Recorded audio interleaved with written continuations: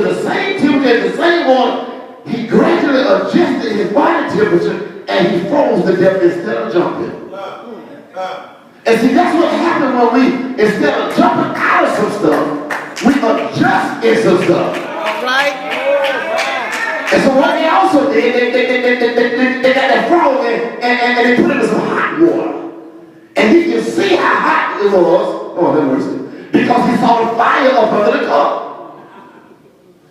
And he sprung out. But then they turned it on low. And he sat there over the edge. Still got the same potential, Lord have mercy. Still got the same ability. And instead of him jumping out, he adjusted his body temperature. And before you know, he exploded.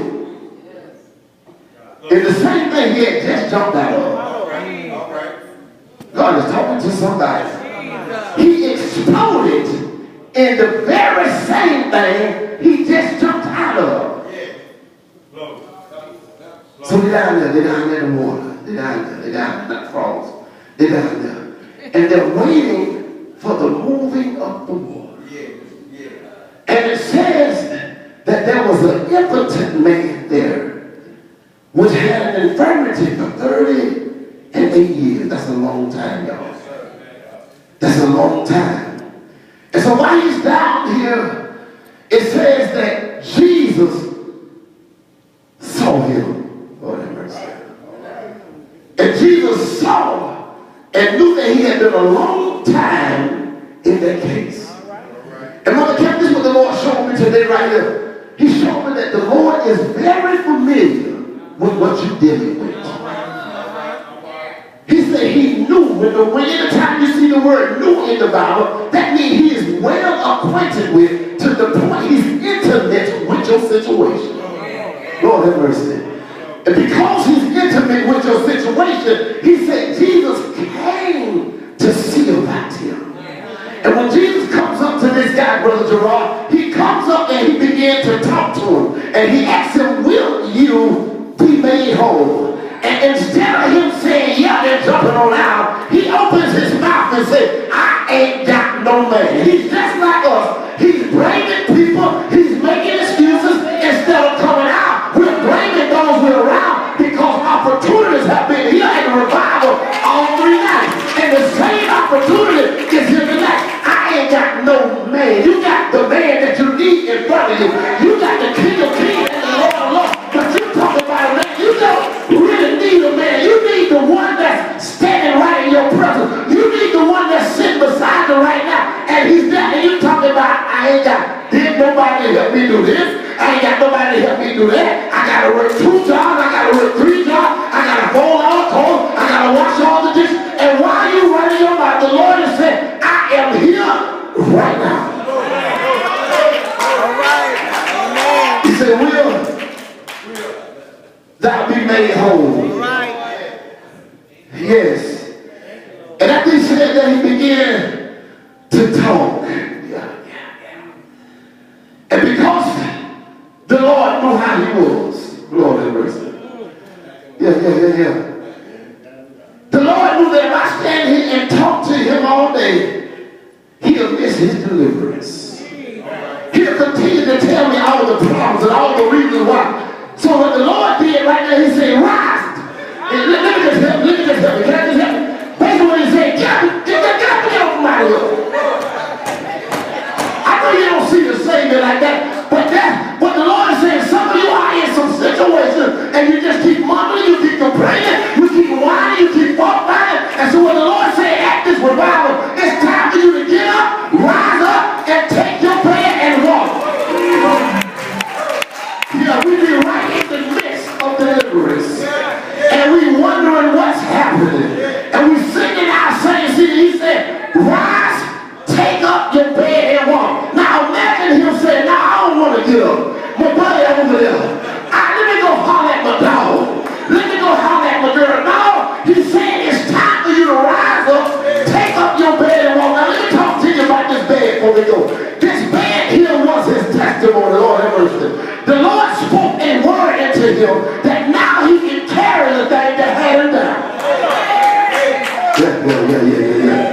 you got to see that.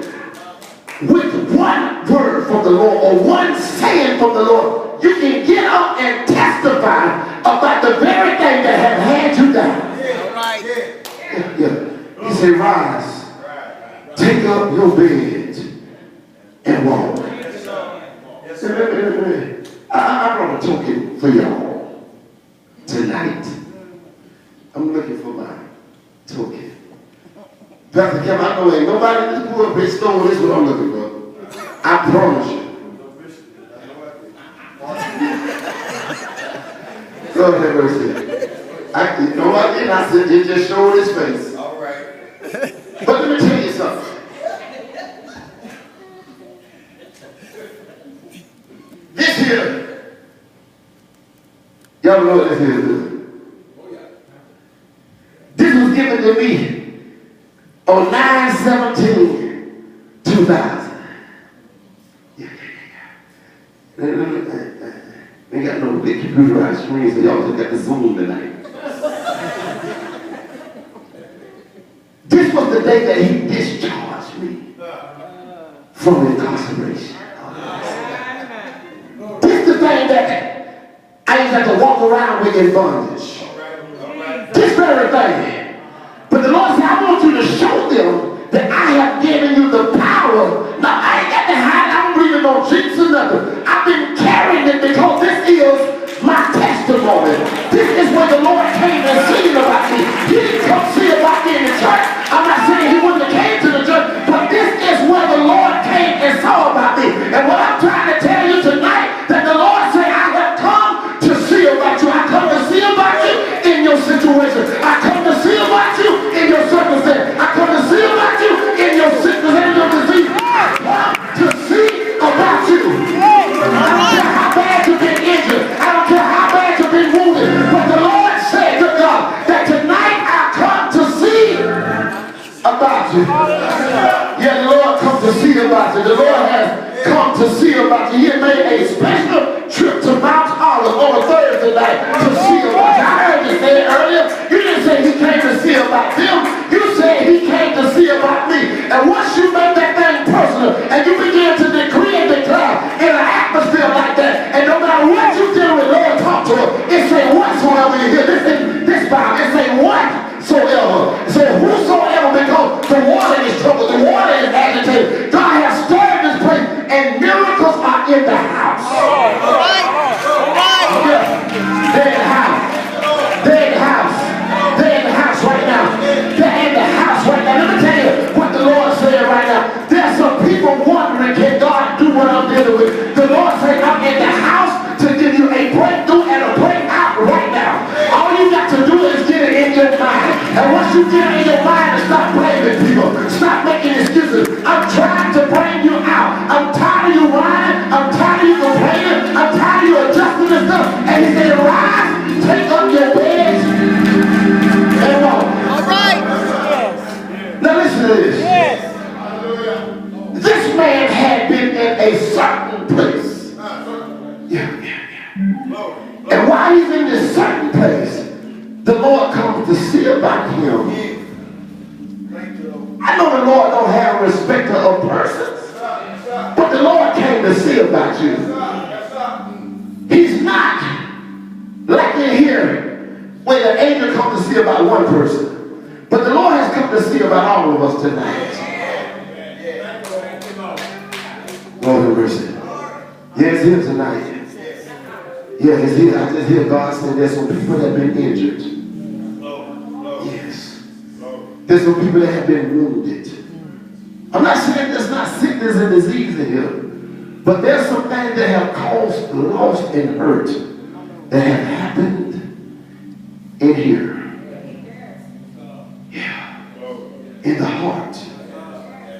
And so after the Lord speaks this word, and some of you, I believe God said that you've already got yours in here tonight. You've already got it. Jesus didn't have to lay hands. All he had to do was speak a word.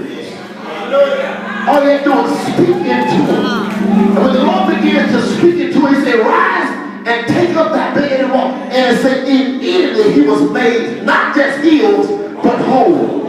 There's a distinct difference between being healed and whole. You can get injured on your elbow and still be limping down here. But when he said he made you whole, that's when the Lord begins to restore everything that you've been dealing with. That's when the crown of your head to the sole of your feet. That's when God begins to go back for one generation. Stuff that passed down, that you had to live out other stuff. God said, look out. God said there's some people in here that's dealing with ancestor stuff. That stuff that was passed down over generations. God said, I come to make you whole tonight. I'm going to revive you. I'm going to restore you. I'm going to cause you to have recovery. Tonight. He said, I want to make you whole. I want to make you whole. I want to make you whole. Some stuff we ought not to be dealing with because it should have been dealt with before it got to us. All right. Thou have been made whole, Lord have mercy. He said, I need you to get up. Tote that bed that they used to see you on. He said, I need you to tote it. I got a friend in the audience tonight. He said, I need you to stop saying tote it. He said, I need you to carry it. I need you to carry your testimony. And some of us need to start carrying our testimony. I'm not just talking about in your pocket. You need to talk about the way God delivered you. You need to talk about the way when you was down in the world and the night that God spoke into you. There ought to be, I'm not just talking about microphone preachers, but there ought to be some people go to the job tomorrow and willing to tell somebody how I was hurting, but God spoke into me, and that thing that I've been dealing with for a long time, that thing I've been dealing with for a long time, Gerard, God done it with the word. God done it with a word, a word. He healing right now. He didn't say he healing right now. He said, I get beautiful ashes. Yes, if you've been mourning, he said, I give you the spirit of joy. Ornaments of praise. When you've been disgusted, depressed, low self-esteem, he said, I'm going to give you so much joy that when they see you, they're going to think you're high all the time. And you're going to begin to testify about when God gave you that joy. He's going to give you a year of jubilee, not just in the year of jubilee, but he's giving it to you tonight for you experience a personal jubilee. God is an Etch-a-Sketch. I know you don't know what an Etch-a-Sketch is. Everybody know what an Etch-a-Sketch is? I'm going to tell you what it is. It's a little red thing that they used to get from Zayre's. Z-A-Y-R-E. Before they changed it to Ames. That's over there in Lakeland. But on that March when they had Kmart. And you go back there to the toy section. And you know back then they have the toys kind of half wrapped. And they have a thing on the side that say, try me, Lord have mercy. And had the two knobs out. And while mama them shopping over there, you over here saying that with the left one you're supposed to go up and the right you're supposed to go, you know what I'm saying? And I'm going to make this and I'm going to make this. And because it didn't work out right, you can shake it and start all over again. God says some of us have sat down in our life and said, I'm going to do this, I'm going to do this, and do this. And before it looked like a mess, so the Lord said, I'm going to be your Etch-a-Sketch. I'm going to give you a fresh start. I know it was a mess. I know I let you see it was a mess, but I'm going to be your Etch-a-Sketch. And Pastor kept out here, the Lord said,